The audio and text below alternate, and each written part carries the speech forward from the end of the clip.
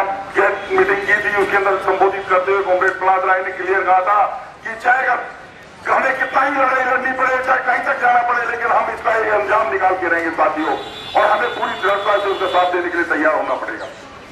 मैं मानता हूं हमारे कुछ साथी बहुत ज्यादा कैलकुलेटिव है, उनके पास टाइम को लेकर के बड़ी प्रॉब्लम है। वो हमारे आईटीएसओं में 4-5 चक्कर लगाते समय कभी टाइम को नहीं देखेंगे कि हम कितनी देर से इनके चैम्बर के बाहर खड़े हैं, लेकिन यहाँ खड़े रहने में उनको बड़ी सी प्रॉब्लम आती है। जिन्हें मैं देखता हूँ कि वो लंच में आएंगे, चाय पिएंगे, थोड़ी बहुत देर खड़े रहे, उसके बाद चले गए। लेकिन क्या आप ईमानदार से अपने आत्मा को में झांक के देखें अपनी आत्मा में कि क्या आप अपने और अपने बच्चों के, अपने परिवार के प्रति, अपने समाज के प्रति और इस बीएसएनएल कंपनी जो हमको रोटी चली उसके प्रति वफादारी कर रहे हैं। बार बार आसानी से हमारे कई साथी कह जाते हैं कि साथी तो रोज रोज का काम है, आप आंदोलन देते हैं। आईटीएस को आपके एक्शन रख रही है। अभी 10 दिन पहले ही साथियों, मेरे सारे साथी इस चीज को अच्छी तरह जानते होंगे, 10 दिन पहले ये खबर पूरी तरह फैल चुकी थी कि जो 400 आईटीएस यहाँ से बीएसएल से गए वो वापस बीएसएल में आ रहे हैं। पूरा कैनवास तैयार हो गया था, बस सिर्फ उनको थोड़ी गाड़ी चलानी थी। लेकिन हमारी एक्शन के, हमारे जो सीएचक्यू के लीडर सिर्फ यदि सचेत नहीं हुई होती और उन्होंने एक्शन नहीं लिए होते तो आज वो वापिस होते, आपके बीच में होते। बच्चों को आप भेजने की बात कर रहे हैं, जो चले गए तो और आ जाते तो आपकी कोई नई डिमांड चालू हो जाती। लेकिन ये उन्हीं का नतीजा है कि वेल इन टाइम उन्होंने एक्नॉलेज किया और सब जगह जाके अपनी बात कही कि नहीं साहब आप इनको वापिस नहीं ला सकते, और उससे भी मैनेजमेंट और हमारी जो डीओटी की जो एडमिनिस्ट्रेशन, जो ब्यूरोक्रेसी डीओटी के है, उनको मजबूर होकर के उसके ऊपर पुलिस को लगाना पड़ा है।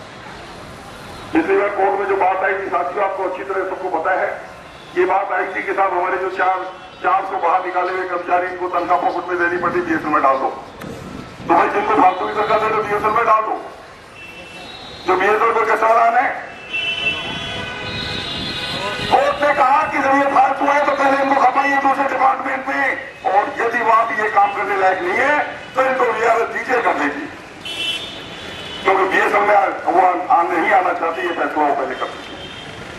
इसलिए हमारा कहीं कोई इच्छा नहीं कर बीएसएल से इनको भगाए। हम आप भी वेलकम करने के लिए तैयार हैं, लेकिन आप आइए, आप आकर के आपके पास खड़े हुए अपने हाथ से हवन में, अपनी हाथ से हवन में गिर डालिए। जब आपका हाथ चलेगा तब आपको पता चलेगा कि हवन करने में कितना मजा आता है। आप बैठ करके वहां से मंत्र पढ़ रहे हैं और हमसे मतलब वो दुबई के उसमें सत्य में हमसे आतंक वाला चाहते हैं।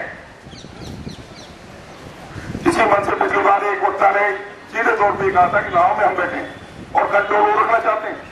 आप सोचिए जरा, क्या उस नाव को आप पार ले जाएंगे जिसका कंट्रोल किसी दूसरे के हाथ में। साथियों ये बातें मैं इसलिए मैं जानता हूं बहुत टाइम हो गया, आप लोग भी बोर हो रहे होंगे। मैं ये कह रहा हूं साथियों, हमें बहुत ताकत के साथ, एक डेडिकेशन के साथ जो सीएचक्यू ने कॉल किया है, आर पार की लड़ाई के लिए हमें तैयार रहना होगा। और ये जो भी हमारे साथी हैं, आप जो यहाँ पे आपके पास मौजूद नहीं है, एक बार आप उनको दिखा रहे जाकर के, जब आप कायर हो और आप में इतनी क्षमता नहीं कि आप साथ नहीं है। 5 तारीख की मीटिंग हमारी गैदरिंग होती है और खचाखच यहाँ से होती, कम से कम राजस्थान से हमको कह देंगे कि हम राजस्थान के अंदर सारे शहर और जिंदा हैं, और वो चीज को डिस्प्ले होता है। सीएचक्यू आप पे नजर गड़ाए हुए, ऑल इंडिया नजर गड़ाए, इंटेलिजेंस की जो एजेंसियां हैं वो आपके इंटेलिजेंस को लेके जा रही है। साथियों मैं फिर यही आह्वान करूंगा, 5 तारीख की मीटिंग हमारी सक्सेसफुल होनी चाहिए। मैं आपको विश्वास दिलाता हूं, यदि हम यूनाइटेड है और हम डेडिकेटेड है, किसी की ताकत नहीं जो आपकी डिमांड को नहीं माने। ये आईटीआई बहुत जल्दी बात है। धन्यवाद।